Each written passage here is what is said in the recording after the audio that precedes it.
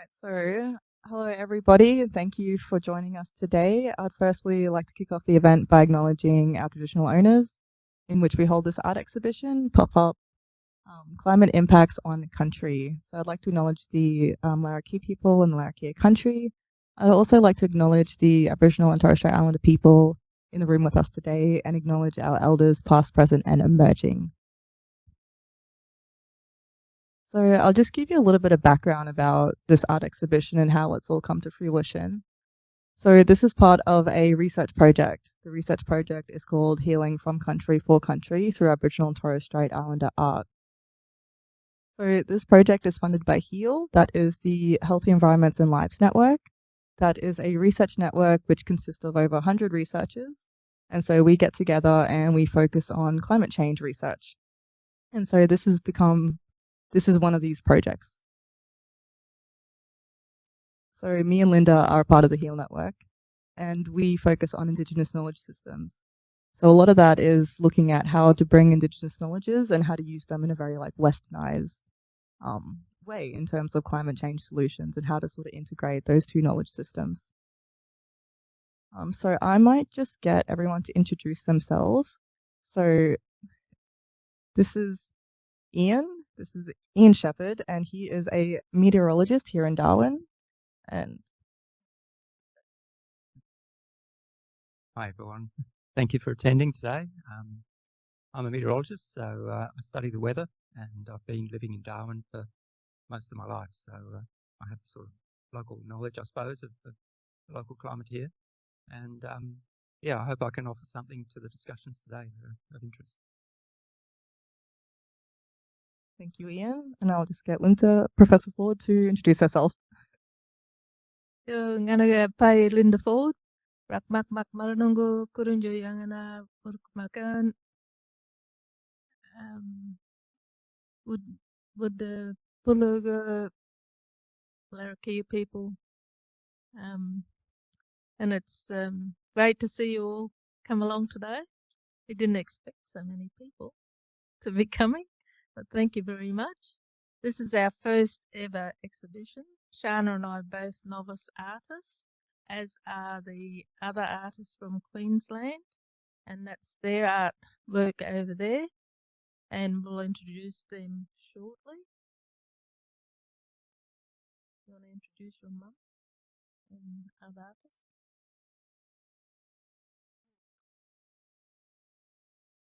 Okay, so we are fortunate today to have one of the Queensland artists to join us online. Now, this artist did originally fly to Darwin for the original event, and unfortunately, Cyclone Fina hit Darwin the same day that we had scheduled the event, so we had to fly her home through the cyclone.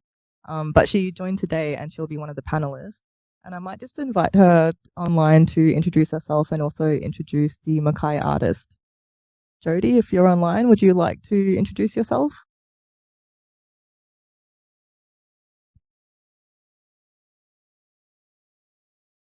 That's okay, we'll come back to her. So my name is Sharna Motlap, and I'm a proud and Barbara woman and Torres Strait Islander woman from Hammond Island. And so I did some of the art here today. And so I'll just briefly introduce them. So this is my piece over here. This is Miglu, so that is the whale. And then I've also got a piece at the back, and it's a little bit unfinished. I'm hoping to work on it today if I get a chance. But Darwin is quite famous for all our sunsets. And so I wanted to paint that and really capture that because it's one of my favorite parts about living in the NT. So just to give you a little bit of background about this project. So we have two phases of this, and this is part of phase one. So phase one is artworks. And so what we wanted to do was we investigated knowledge systems by first using case studies of existing art. And then we invited 7 artists from Darwin and from Mackay to add their interpretations of climate impacts on country through several art workshops. And so we had actually originally planned for only 2 workshops to happen. We have very strong community partnerships, and so we were able to have 12 workshops altogether. And so through these workshops, we wanted to document the very specific environmental and cultural losses as seen through the eyes of artists in Darwin and Mackay. So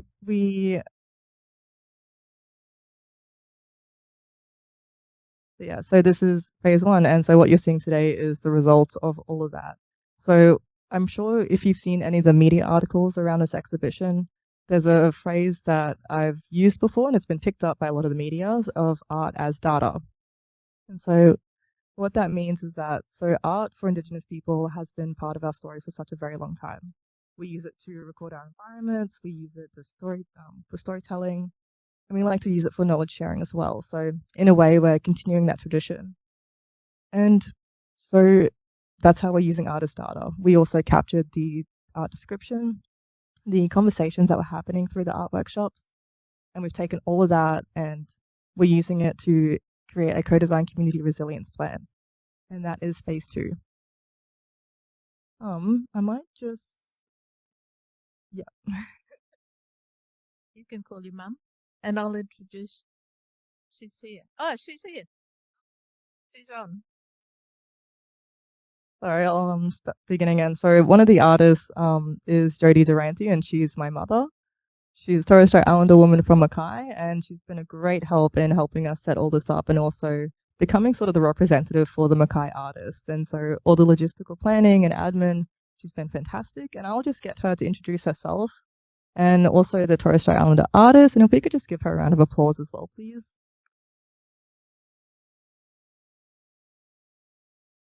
Thank you, Sharna. Hello, Ian. Hello, Linda. So my name's Jodie.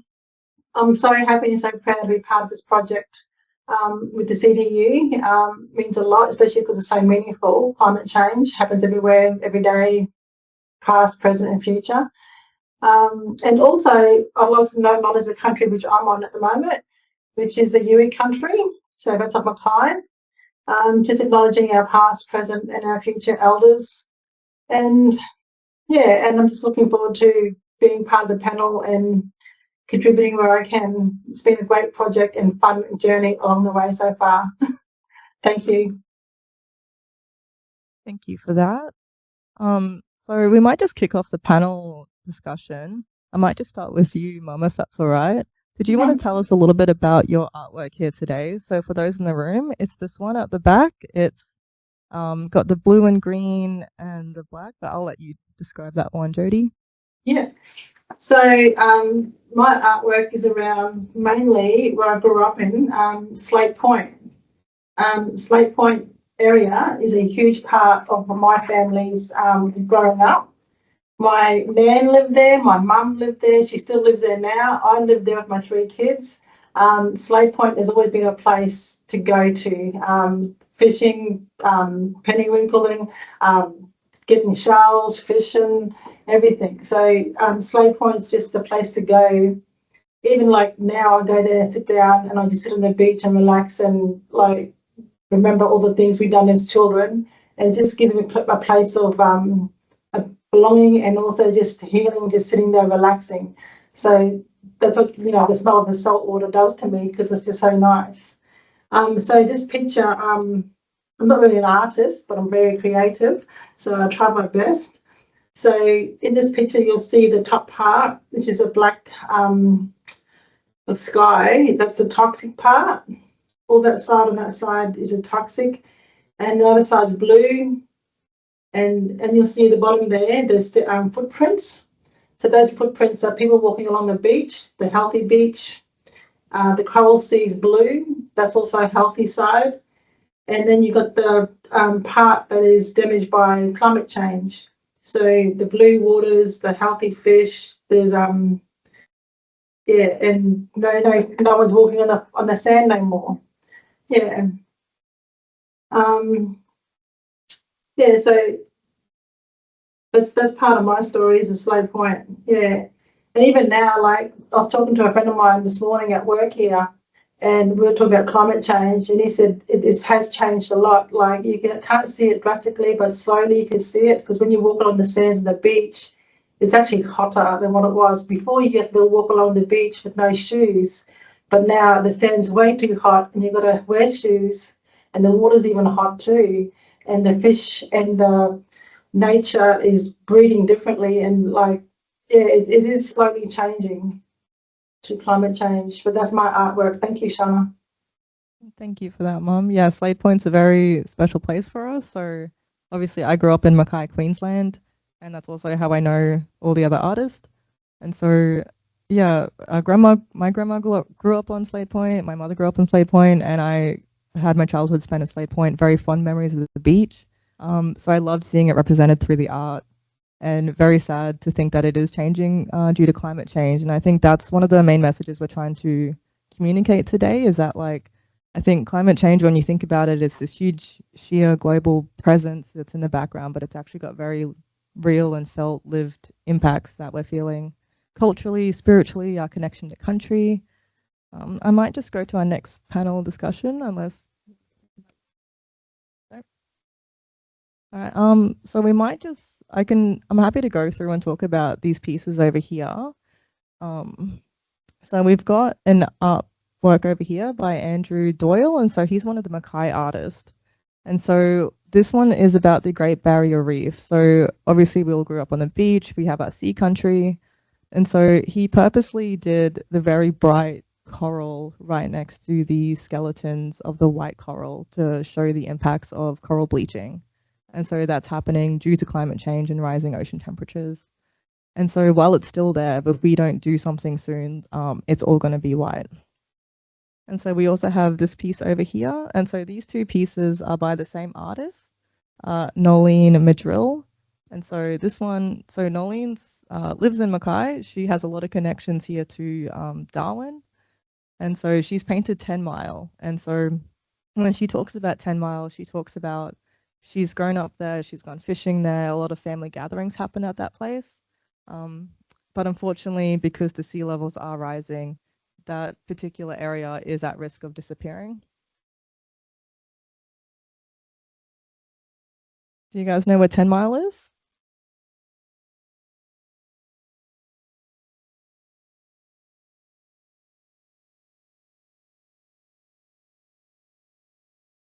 Thank you. Yeah. Yeah, and then so that same artist has also painted this one over here. So this is Billy Goat Plum. And so she's used the leaves for stamping. So there's a lot of natural elements in some of these paintings. And so in this one, she talks about how, growing up, she was eating billy goat plums. If you felt sick, you ate billy goat plums. And so it's a traditional food and it's a traditional medicine. Unfortunately, because of, erratic rains, bushfires, a lot of the soil is changing. A lot of the nutritional compositions of, traditional foods and medicines are changing as well. So there's a huge risk of that being lost due to climate change. And so she's depicted that by having one side to, represent the decay, and then the other side to represent the liveliness of it all. And so this is my piece here. Growing up, obviously in Mackay, Queensland, there's Wales, there's Great Barrier Reef, very beautiful country. And so I call this piece Migaloo. And so Migaloo is the name of the iconic white whale that we all know. Obviously, it's not a white whale. It's more just, the name is a reminder of selective empathy. So what I notice is when people think about climate change, they care about climate change, it's only when it's happening to something really big or really familiar, like Migaloo, but this is just a regular whale who's still being impacted, and so people should still care. I have some sunlight coming through, rising ocean temperatures. He's big, he has to live in the ocean, and unfortunately, he doesn't get to control his environment. I might just move the panel discussion over to include our meteorologist here today so he can provide a little bit of expertise. So Ian, you are working as a meteorologist, for the last 40 years.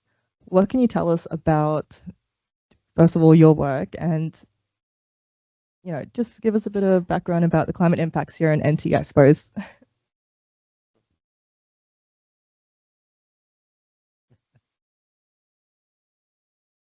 Thank you, Sharna. I guess I come from a scientific perspective, so my thoughts about climate change are around measurements of the weather. So I can refer to the Bureau of Meteorology's long-term record of weather around Australia, and the measurements of the increase in temperature in the ocean and in the on the land are quite well established now. But we do know that those increases in temperatures on land and in the ocean are accelerating. So particularly in the last 20 to 30 years. So it's an interesting concept to think forward then as to what will happen with various scenarios of climate change into the future. And the way that is modelled is by,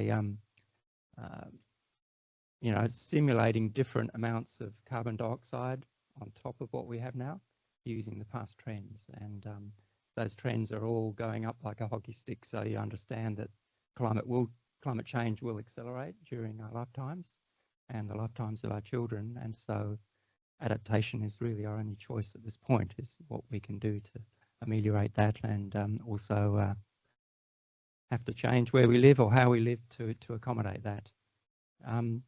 My own personal experience, I suppose, is that the Darwin area has changed, and I don't live with air conditioning, so I experience the outdoor air in my house at night. I work in air conditioning, which is nice, but it's a significant difference in terms of nighttime comfort during the early part of the wet season when our heat peaks. And one of the projections going forward is that heat waves and periods of time where temperature is higher than usual, those heat waves are going to become more severe and more longer and extend through different parts of the year. So I guess my experience is that we often use 35 degrees as a threshold day temperature, maximum temperature as an uncomfortable day, and the numbers of 35-degree days has been increasing, and they've occurred right through the year, whereas when I came here it was much cooler and more pleasant. So my personal experience also extends to other parts of the world. I've been lucky to work in the Pacific Islands and also Africa and Asia. And pretty well everyone you speak to in those countries say, oh, the weather's changed. We can't plan our agriculture or fishing activities in the same way as we used to. So again, it's adaptation.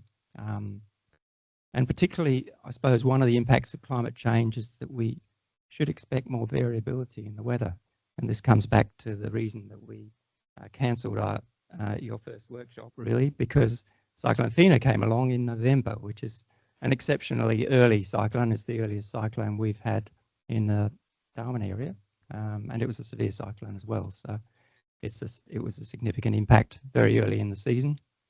And you would probably reflect on this wet season as being a bit different to the previous ones. It's been cloudier, the rainfall has been very regular. So there's quite a bit of variability from year to year. And I do remember the several wet seasons in the last 10 years, which have been very, very uncomfortable because we had less cloud, more sun, and generally uncomfortable conditions for most of the time, whereas this wet season has been quite pleasant. So the climate is becoming more variable. And along with that comes the risk of increased fire, which I think is represented in this artwork, with a drier landscape during the dry season. Perhaps a longer dry season than a shorter wet season is one of the things that is possible, and more variability in the monsoon. So I guess the ecology has to catch up with the climate as well, and we have to go along with that. And I guess the land managers who live on the land and out on community also have to adapt their lifestyle accordingly. I think that probably will do for a summary, unless you have any specific questions.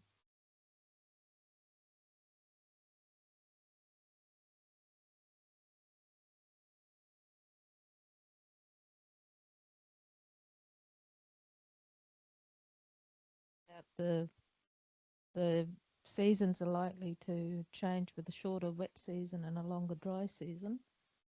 What will that mean for the regular population in terms of managing their lively, regular living arrangements?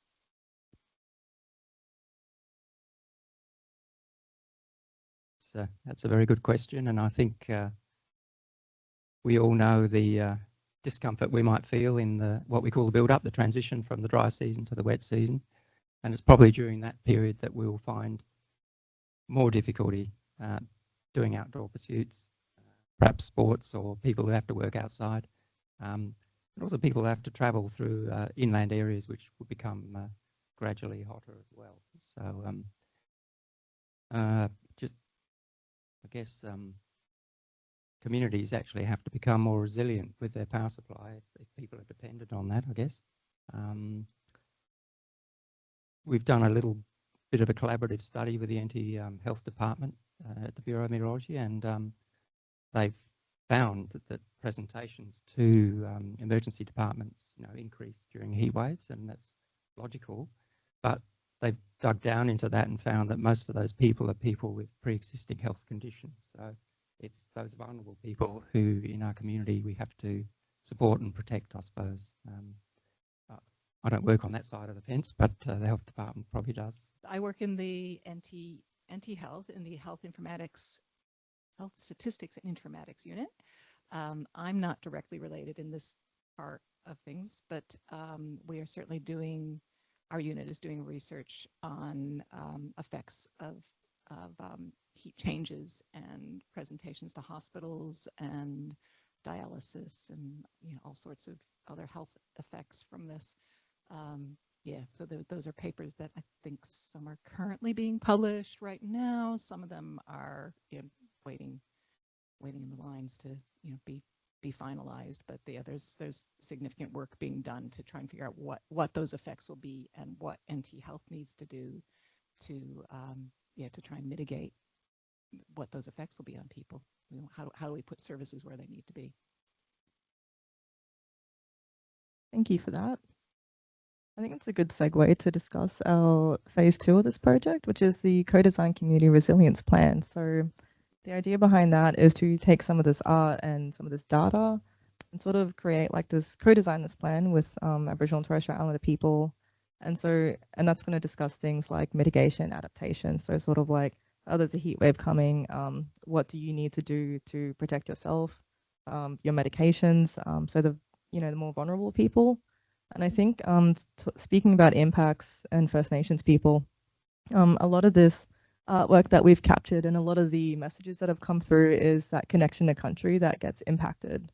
So obviously there's traditional foods, traditional medicines, sea country, but I think for Indigenous people, it's sort of that spiritual health and that cultural health that gets really impacted.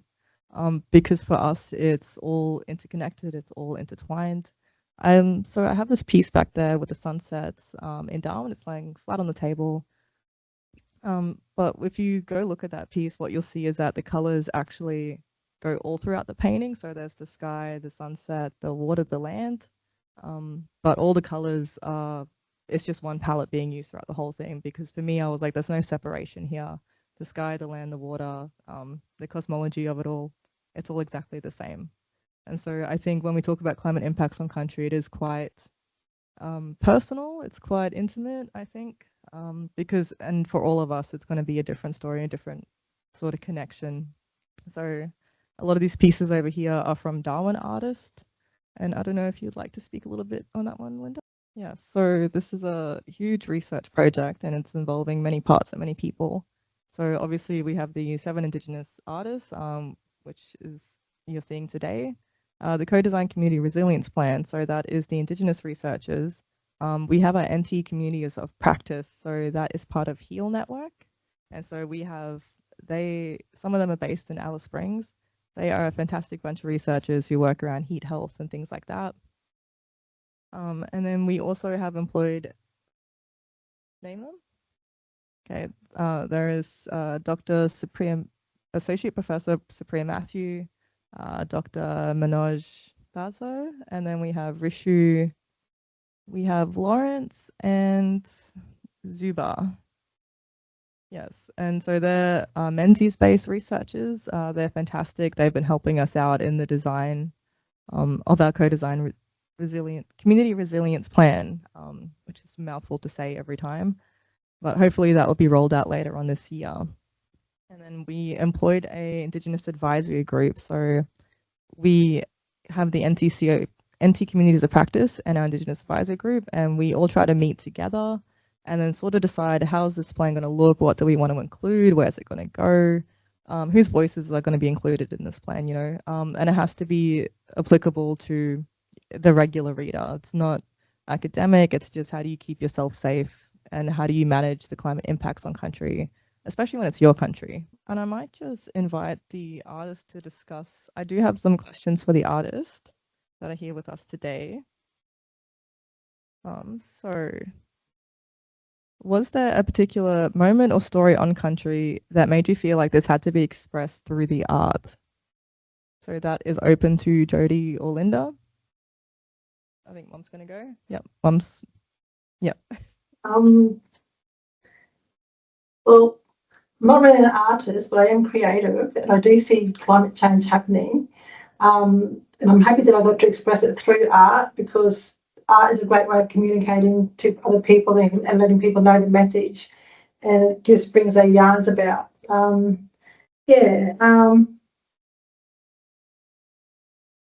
forgot the question again, Bob. Sorry. Okay. Is there a particular story that you felt had to be expressed through the art? I reckon it's mainly the beaches, because the beaches are changing so much, and that kind of story started me to think and make an art piece of it, because the sand is changing so much, erosion, the quality of the sand, the hotness of the sand's changing, and I don't swim so much in the salt water as much as I used to, because I'm frightened of jellyfish, stingrays, and all the rest of it. But when I do swim, I swim shallow water so I can run out quickly under the sand. But the sand and the beach are just like, that's where I sit, and I relax more there. But I have noticed a huge change over time, since a small girl to now, and how the sand has changed. Yeah. Thank you for that. I might share a quick story about my piece at the back that's laying flat on the table.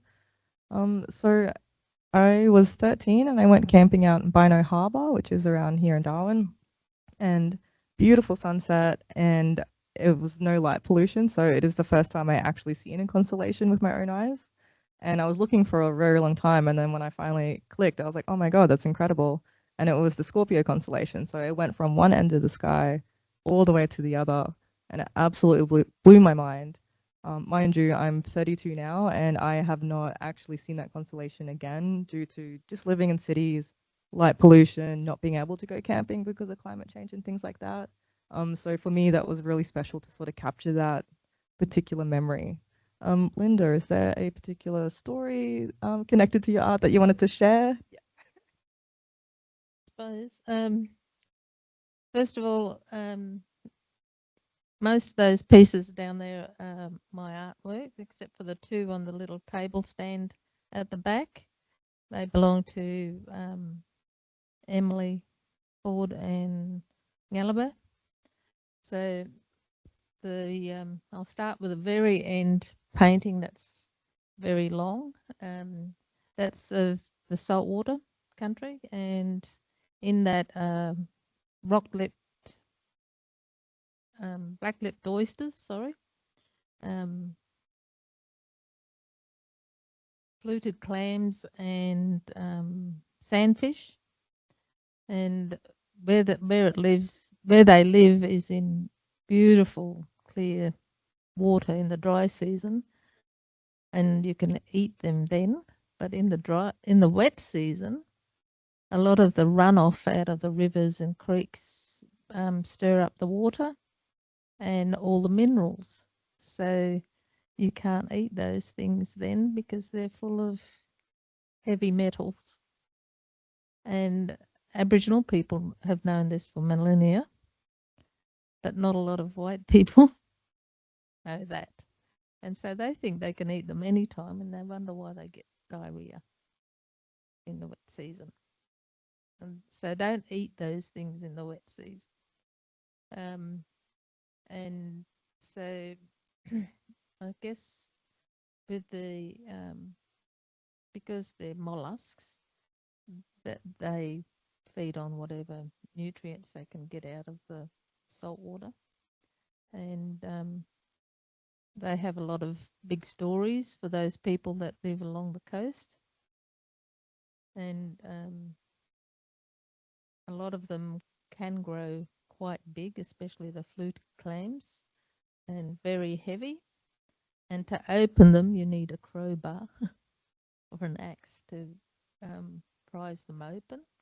or you can, if you've got a few people, you can lift them out and make a fire on the beach and put them on the beach to open up naturally, and then help yourself to the meat. So rock-lipped oysters, they're again hard to get off the rocks or off the roots of the mangroves.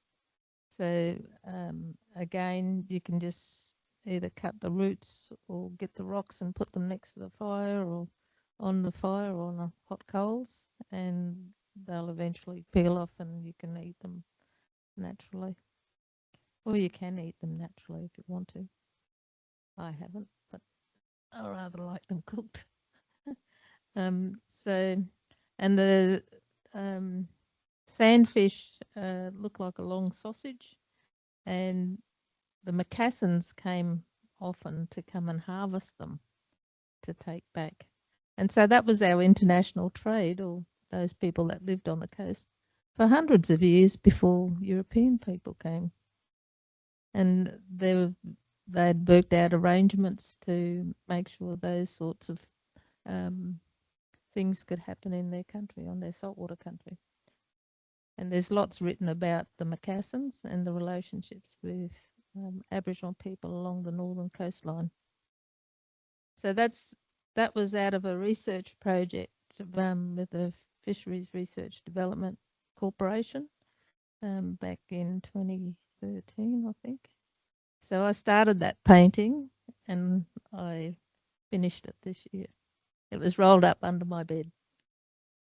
So the next painting is Ngalaba's painting, and she does a lot of those sort of paintings, but and she goes into, she's a very deep thinker. That's all I can say about her paintings, and I'm not going to say any more about her paintings. And same with Emily's painting, the next painting. She's capturing some of the art, body paint, and how that's connected to time and space, really. And I'm not going to say any more about Emily's painting either.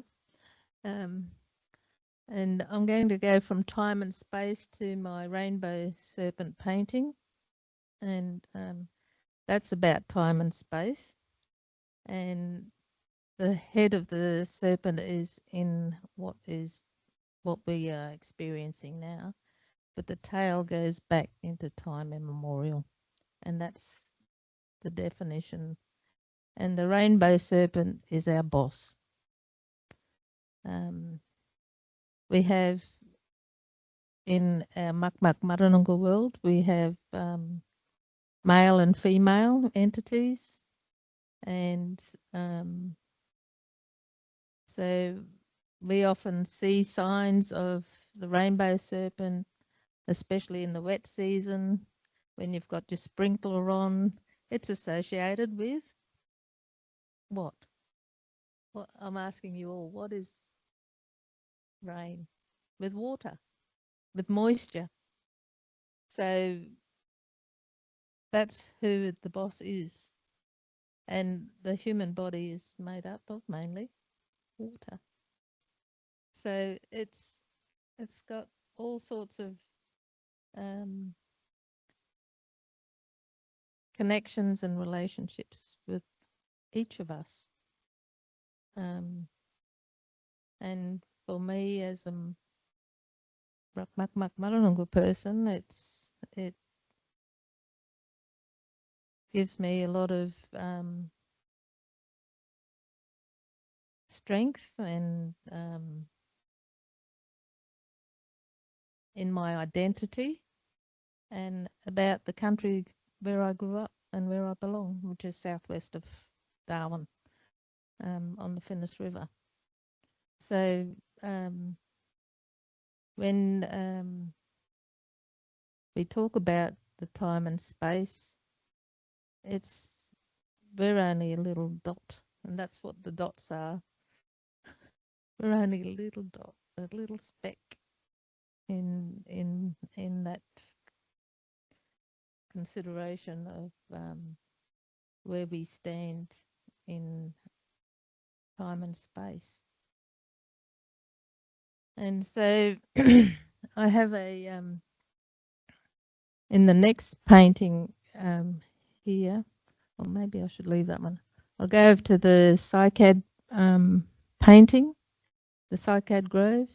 Middle one we call the plant, and the middle one is there's a male, and that's on the, you can see it on the right hand side with the cones coming up, which represents the male phallic, and the female is over this side with all the nuts on the left hand side.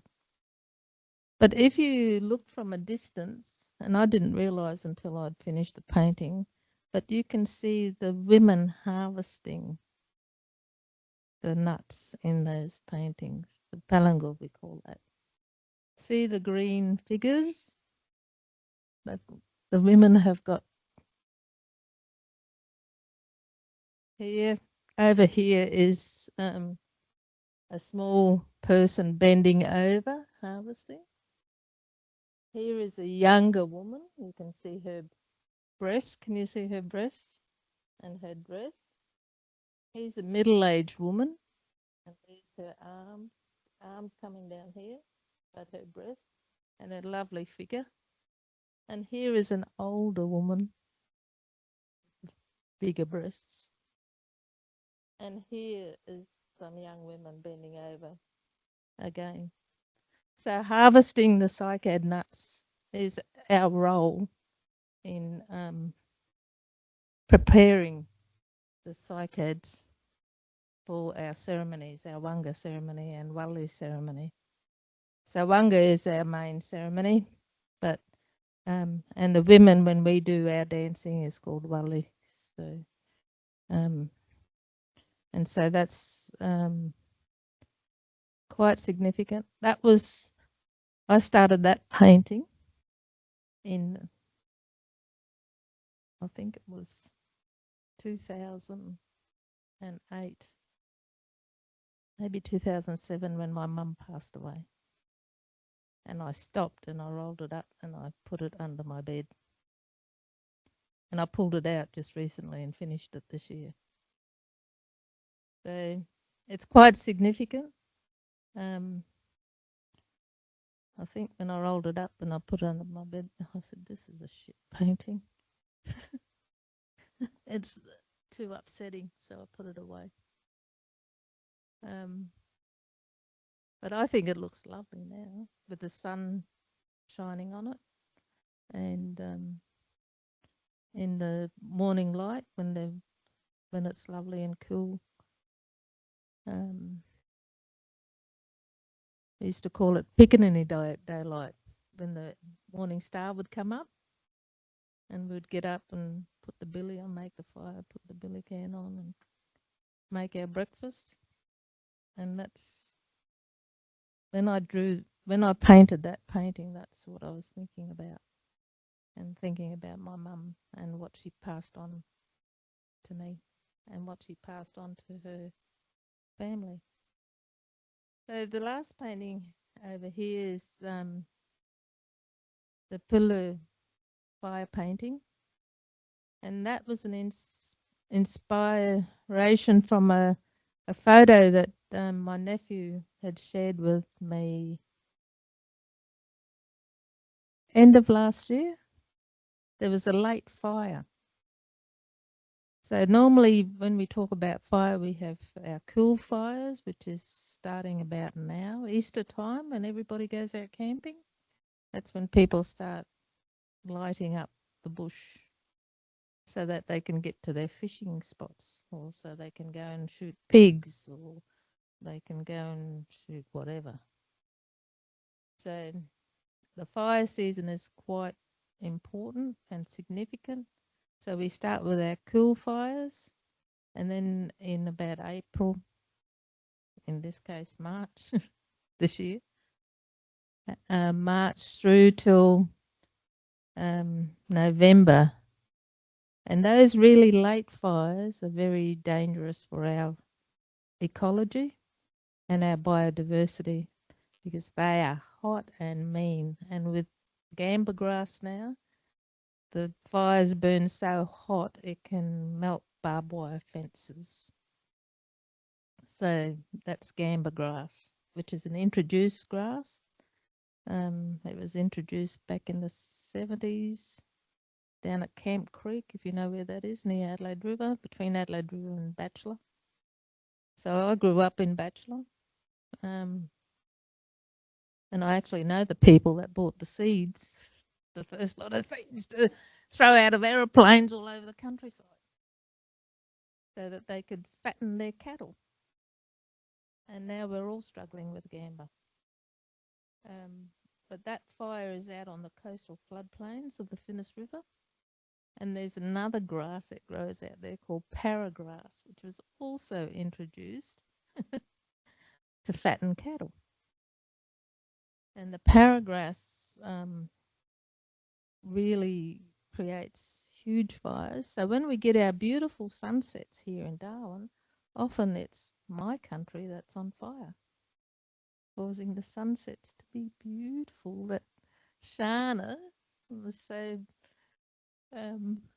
enthusiastic about describing as so beautiful.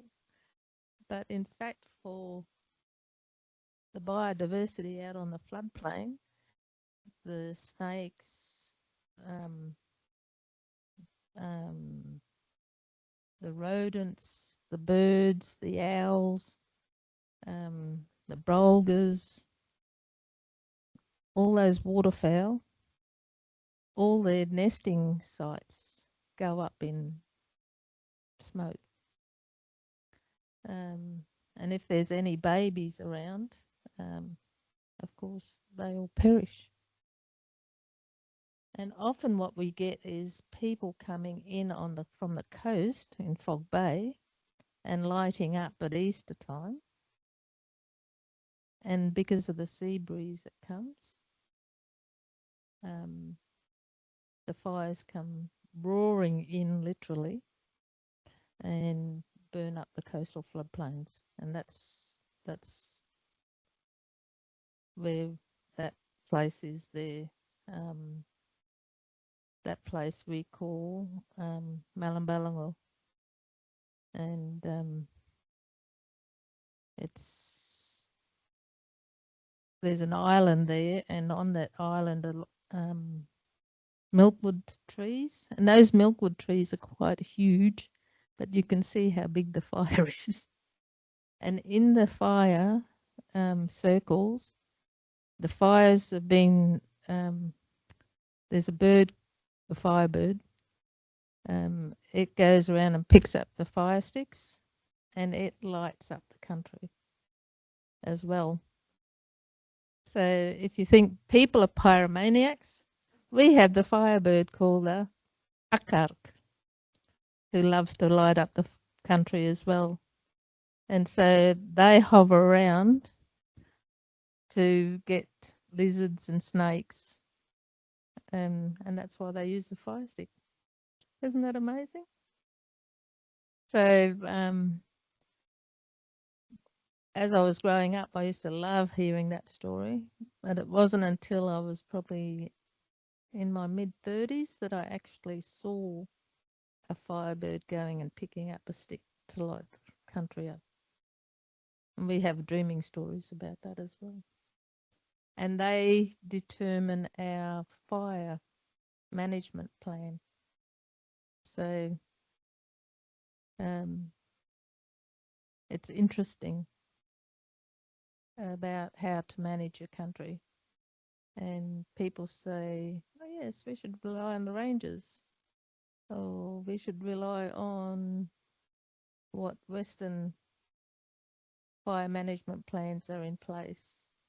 And our mob say, well, we've got our own fire management plan. Thank you very much. And we don't have to write it down either. And so most of our knowledge is still passed down through our oral tradition. and that's what's important. And so when Sharna said, "Are you writing a description for your paintings?" And I said, "No. If people want to know about that story, they can come and listen." So, and that's about those artworks. On the back table, there's wooden artifacts that Nicole Thompson and Henry Thompson and Jonas Thompson have put up there, and they're coolamans and clapsticks and two sets of boomerangs, and they've harvested the wood off their block. Instead of burning it, they said they'd make those artifacts and for this project and put them here. So I thought, well, that's pretty good that they've done that. So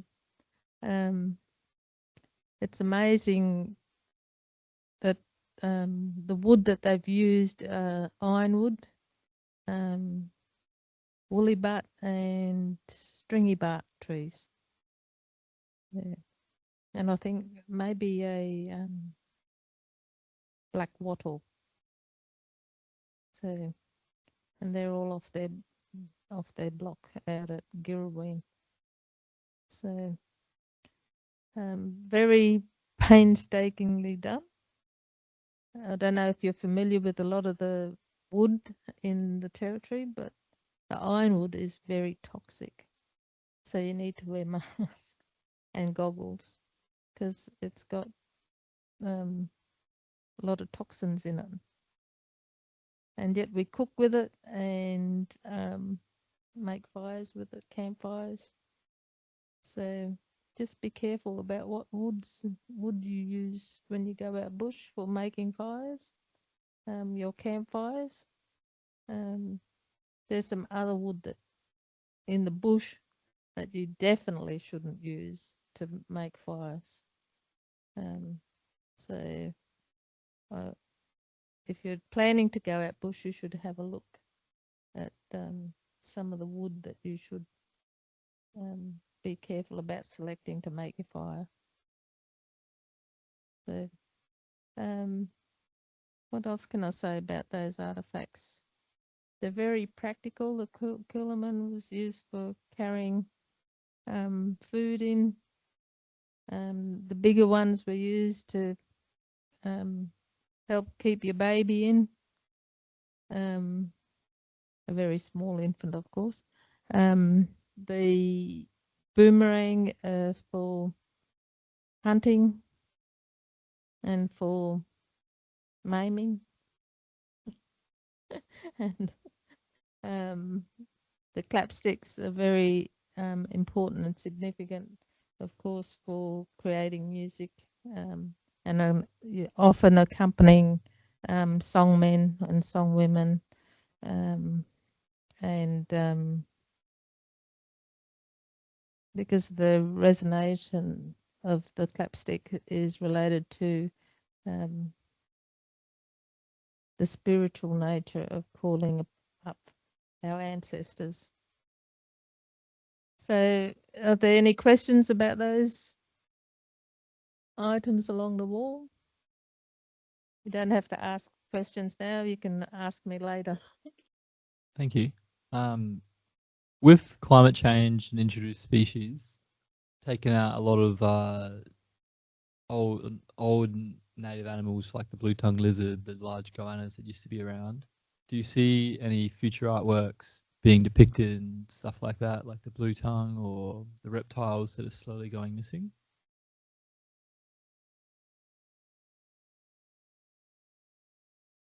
The one microphone, sorry. I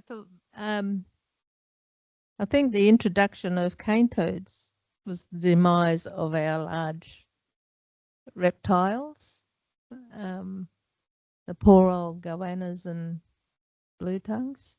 But yes, climate change in terms of bushfires are devastating the environment and their local habitats. And as for doing more artwork in that space, I did do the crocodile painting at the back with my granddaughter. And of course, they're on the rise. So I don't know. I guess we could do some more paintings. The project ends in October, so we could do another exhibition just solely on looking at animals and climate change. That'll be a challenge. Thank you for that, Linda. Oh, we have another question. Yeah. So for both of you, or for Jodie as well. I suppose with the rapidly changing climate that's affecting, so making more of these bushfires impacting sea life and everything. I suppose it's already part of your phase 2, but how do you envision these traditional practices to how would you sustain them or change them to adapt to this very rapidly changing environment? I might just start that one. I think it's important to remember that Aboriginal and Torres Strait Islander people are quite dynamic. So we obviously have our cultural and traditional practices, but we are evolving and adapting every day. So just keeping up with the times. And a great example of this is this art exhibition. So like I said earlier, Indigenous art has been used for storytelling, knowledge exchange, recording the environment. And so we're still doing that, but we're no longer, we're not doing it in the way that we used to. We're now doing it in an art exhibition. And I'll let the others answer that one. Jodie, where are you? I'll just draw your attention to the material hanging up behind us. There are 3 pieces here. They're all from the Matapan Art Centre, which is down on the Daily at Nayunambu. And they've been evacuated twice this year, within 6 weeks, I think it was. And I think that's a great example of how climate change is impacting on our communities. And sadly, other communities in Australia get flooded once, and there's lots on national television. This community's been flooded twice with water up to the roof, and this second time over the roof, and hardly any national news featuring that at all. A lot of it has been on Catherine, but not on Aboriginal communities. And I think that's really, really sad and despicable of the media not representing Indigenous issues and climate change. And I would love to do more about in the next exhibition to do something about that particular issue. And a lot of people in other parts, remoter areas of the Northern Territory, getting flooded, and their access to services, essential services, has become limited and very, very hard. Does that answer your question? No. Thanks, Kevin. Okay. So is it okay if I sit and speak? Okay. So my one question, I have 2 questions actually. The first question is that I think this is a really very powerful tool, like for knowledge sharing and also making awareness. So is there any ways that also people from other communities also can get inspired from this artwork among themselves, right? All they exchange their knowledges and views on this, like on climate change. First question, and the second question is a bit not climate related. It's for you, that you said one of your artworks you started in 2013 and you finished it in like this year, right? Or very recently. So, like, how did you keep on or held on to the focus or on the theme, or or is this like evolved within years, the theme or initial thought you started with, or what was the thought behind it? That's like an first. Thank you. Right, I'll just quickly answer the first question. Yes, we are plotting and scheming to make this project bigger and to do another exhibition. So that's in the works. We're very fortunate that this has been a very hot topic due to like the local climate events, that this project got picked up a lot by the media. And so in saying that, I will be traveling to Brazil in a couple of weeks' time to also present on climate change and Indigenous health, but I will be talking a lot about this particular project and how to use that. We're also in the works of other projects, potentially, in which we will be doing sort of like a knowledge exchange with other communities overseas and sort of, showcasing how they can also use this for healing and climate impacts on country. And I'll let Linda answer the second question. Just before I answer your second question, I just want to go back to Sharna. She's so modest. She should tell you why she was invited to Brazil and in what capacity. Okay, so I was invited to Brazil just for context. So I've been a research fellow here at Northern Institute for about 2 years. You might have seen my face around. I was also one of the TEDx speakers that was here. And so I did a talk on can we keep a dance alive forever? And so that talk was essentially in a similar sort of context to this. It's about using Indigenous knowledges, how to access it, how to use it, how to preserve it. And so I talk a lot about how knowledge exists in the art and how we express that. That also happens in dance. So a lot of Linda was saying about how the oral tradition of passing down knowledges, that's built into the culture, it's built into the dancing, it's built into the storytelling and the art. And so that particular TEDx talk was about accessing that knowledge and information in the dances, and also just preserving that knowledge through three-dimensional motion capture technology. But just leading up, just giving you a bit of context. So one of the other TEDx speakers, Poana, so did her TEDx talk on medicines and venoms. And so she reached out to me and said, hey, we have this international conference in human health and climate change. It's the very first one that they're doing. And so she invited me to come along as a keynote speaker for that. And so I'm very excited for that knowledge exchange. One, to also just, Northern Australia and Northern Brazil are quite similar in the climates. I think we were actually connected as countries before everything split. So, we're basically one mob. And so I'm very excited to go and talk to them about all of that. So what was your question again? Second question. Yeah, your second The question. second question was about your artwork. It was, started in 2013 and then finished. Oh, like, a that year. painting. Yeah. Yes. And then I just wanted to know that what was your initial thought and how this evolved, or was that any change in the in the direction or theme over the years? Well, the first layer of that painting was the sunlight was coming through where the green bits are now, and it looked like a morning fog, which was when we were out camping to do my mother's mythos ceremony. That's what was in mind. But now it's a lot brighter and lots of sunshine coming through. So it's given me that time to heal. Yeah.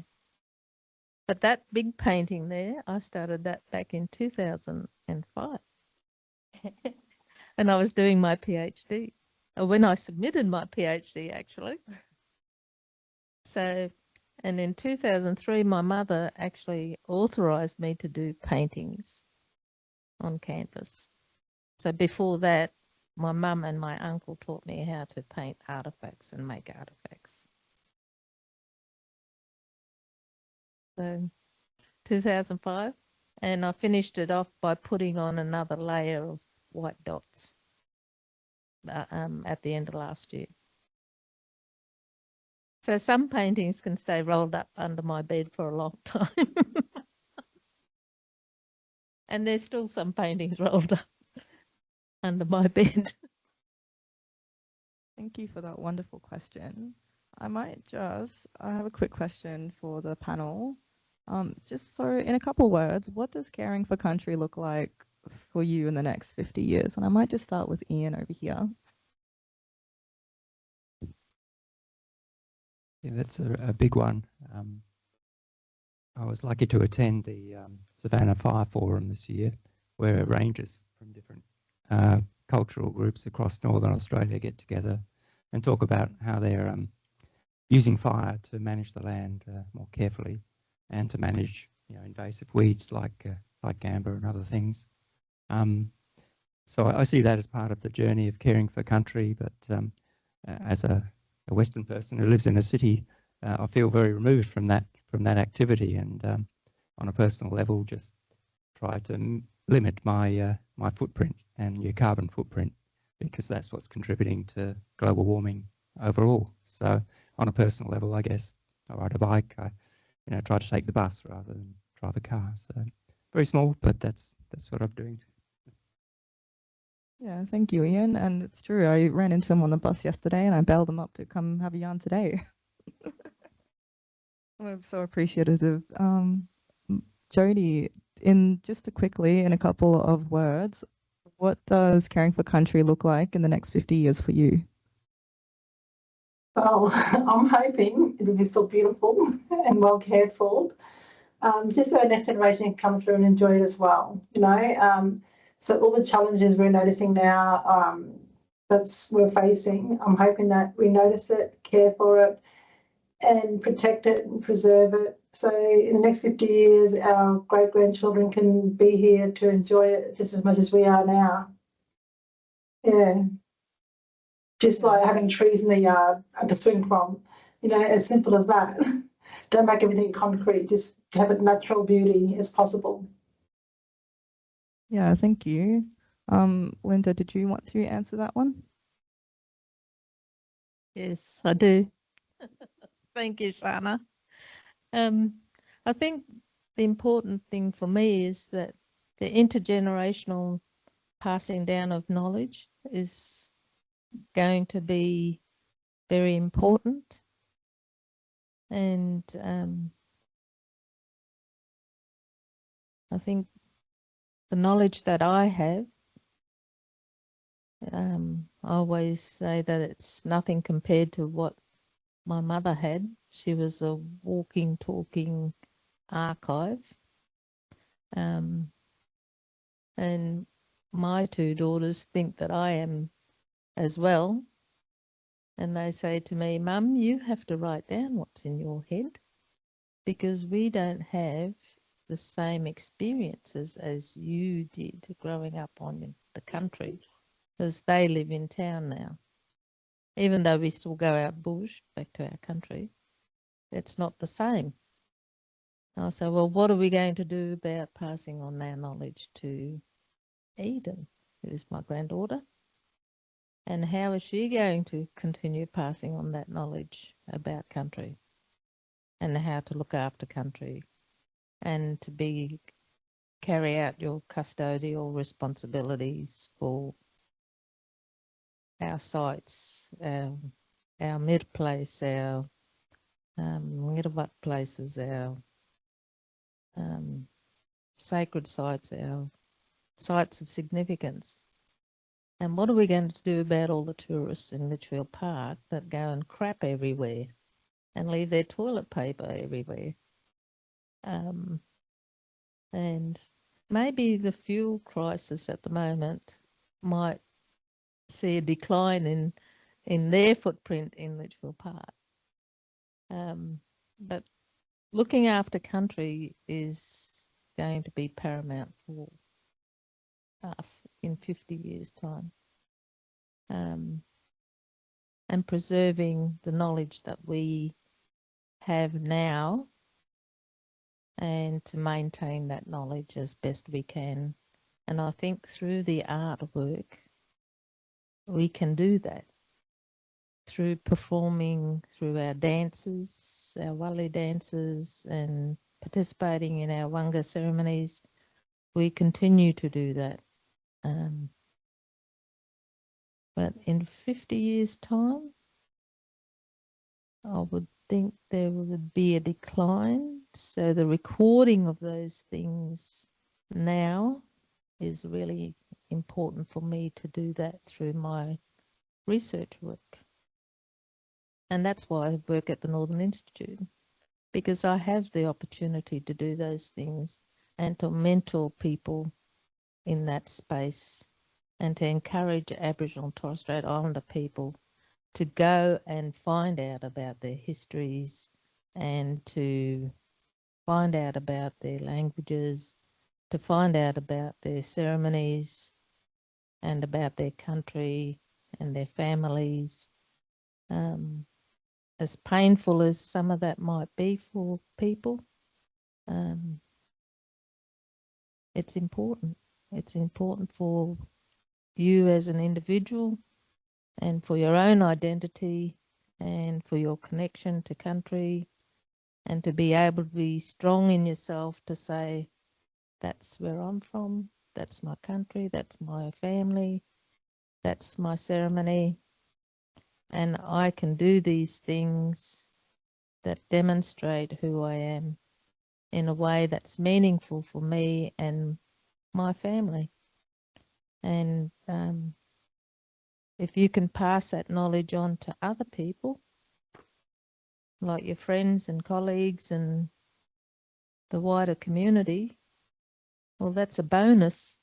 And hopefully people will be able to better understand where you're coming from as an Aboriginal Torres Strait Islander person, and that they gain much more awareness about how Aboriginal Torres Strait Islander people engage with issues like climate change and the impact that's having on us, on our health, on our country, on the way that we articulate our experiences, our lived experience that is meaningful.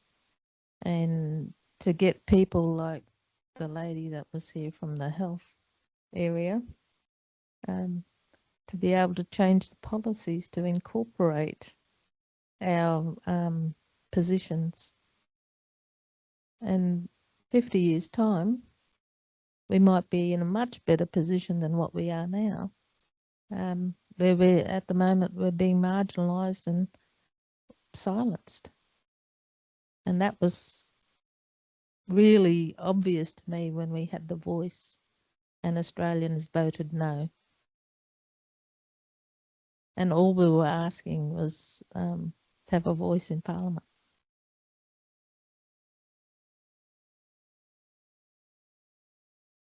Thank you for that, Linda. So we are running a little bit over time. It's quickly before last questions. We love a yarn. Just before last questions, I just want to point out a couple of things at the back. So we do have evaluation forms. So in the spirit of using art as data, there is a written evaluation form, which we would love you to fill out. We also have set up a community canvas. So if you would like to express your answers on that evaluation form through art, as we have done in this entire exhibition, please feel free to. There is paint, there are pens. Mind you, we do have a phone set up at the top, which is recording it. We do have talent release forms. While your face may not be in it, we would love for you to fill out a talent release form anyway, just to get around any logistical issues.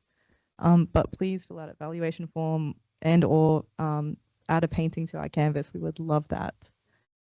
For ethics, yes. If you, yeah.